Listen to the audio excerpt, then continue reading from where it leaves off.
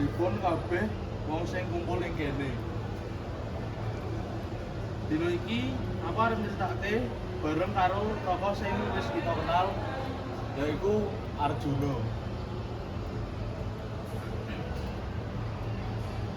Dalam apa kabarmu? Apa sing arep kita omongke dino iki? Aku kepengen takon Arjuna. Sampeyan iku pahlawan sing kuat lan pinter banget. Ngendi sampeyan entuk kekuatan lan ilmu iku? Wah, dalem ora ana sing dadi pinter utawa kuat tanpa sinau. Aku wis lunga adoh menyang gunung, seni awak lan pikiran ing sisih Guru Drona. Malah aku uga sinau karo para wali ing alam dhuwur. Lho, napa sampean gelem lunga adoh lan ngalami kesusahan mung kanggo sinau? Amarga aku ngerti dalam ilmu iku kaya bibit, yen kita ora nandur lan rawat mesti ora bakal tuwuh dadi wit sing gedhe. Kekuatan awak tanpa ilmu mung kaya watu sing abot.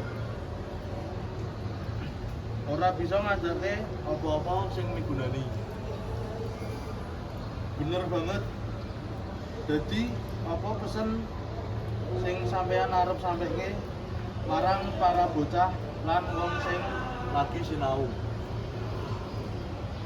Pesenku yaiku aja nate wedi sinau ora mung ing sekolah wae. Bisa uga ing sawah nalika nulungi wong tuwa, ing pasar nalika nelpon bareng, utawa malah nalika delep wayang kaya saiki. Saben panggonan bisa dadi kelas, saben wong bisa dadi guru. Wah, apik banget pesenmu Arjuna. Apa sing bakal kelakon yen kabeh wong seneng sinau? Jagat iki bakal dadi luwih apik. Wong bakal ngerti cara urip kanthi bener, bisa nulungi kabeh lan bangun negara dadi luwih makmur. Ilmu iku kaya cahaya, yen saben wong duwe, kita bakal ora kesusahan ing tengah peteng. Monggo suwun Arjuna, pesenmu wis jelas lan migunani kanggo kita kabeh. Semoga kita kabeh tansah semangat kanggo sinau lan terus ngembangke ilmu.